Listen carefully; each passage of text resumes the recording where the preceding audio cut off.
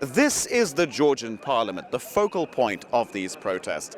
Demonstrators gather here every night at the end of the working day. It's around 8 p.m. here local time, and this is when people start filling up this area of Rustaveli Avenue, which is closed off for traffic. They gather here, and then tens of thousands of people will be joining them through the night, filling up a whole 1 kilometer stretch of street. And police establish a cordon beforehand on those two side streets to the right and to the left of Parliament. Now protesters go right up to the police lines, chanting and shouting and pointing laser pens, and police don't respond. And this continues for several hours. And then come the fireworks, the weapon of choice for demonstrators. Now we've seen protesters toss those fireworks over those barricades. This is exactly what is happening right now.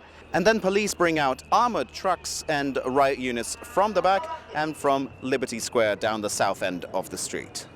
And this is when the face of the protest changes and things start happening quite quickly. Now, peaceful protesters on their own, to avoid trouble, start moving northwest, while fully masked groups move forward. They're ready for a fight. And this happens around midnight.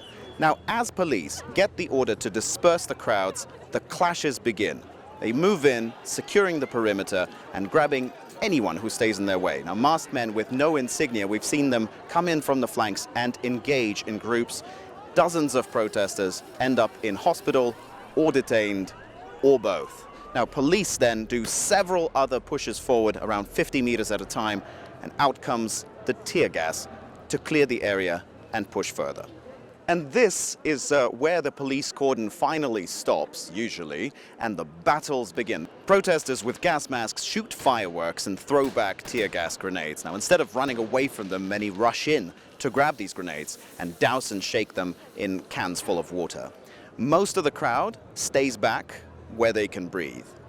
Now, hours later, protesters are worn out. Most of them will have already left. And the air here becomes basically unbreathable from all of the fumes. Meanwhile, police bring out even more reserves. They patrol these nearby streets and grab anyone they can find.